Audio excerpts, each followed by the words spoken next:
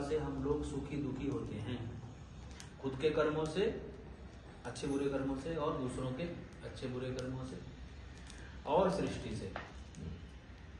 सृष्टि में अच्छा भी होता है, हमारा अच्छा ही हुआ है आज तक, लेकिन कभी कभी नेचुरल डिजास्टर्स भी होते हैं, प्राकृतिक आपदाएं भी आती हैं।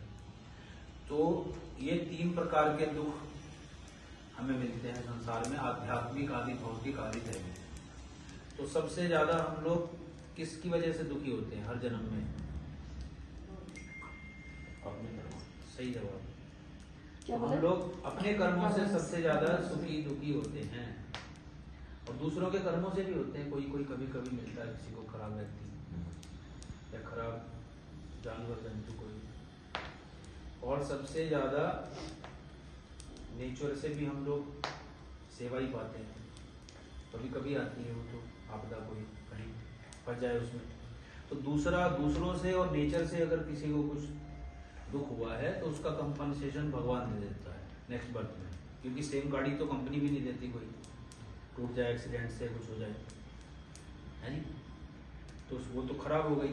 ऐसे ही शरीर खराब हो जाते हैं लोगों के, तो भगवान उनको देते। लेकिन सबसे ज्यादा हम अपने कर्मों के प्रति ध्यान दें तो मन, वाणी, शरीर, बोलिए, अच्छे कर्म करने के लिए भगवान ने हमें 3 साधन दिए हैं, जिनसे हम लोग अच्छे बुरे कर्म करते हैं और जन्म जन्मांतरों में उनका सुख दुख रूपी फल भोगते हैं।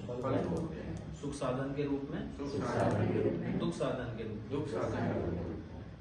तो 3 आवर का हमारा एग्जाम है, bachelor life, married life, old age, बचपन, जवानी, बुढ़ापा।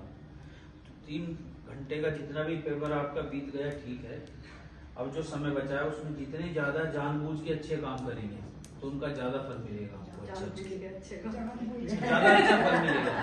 और हमारे फॉर्मेलिटी के रूप में करेंगे तो कम फल मिलेगा, है जी।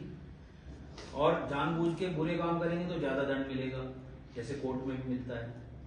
और किसी से एक्सीडेंटली या गलती से या कुछ सेल्फ डिफेंस में कुछ हो जाए तो उसका कम फल मिलेगा, ऐसा समझिए।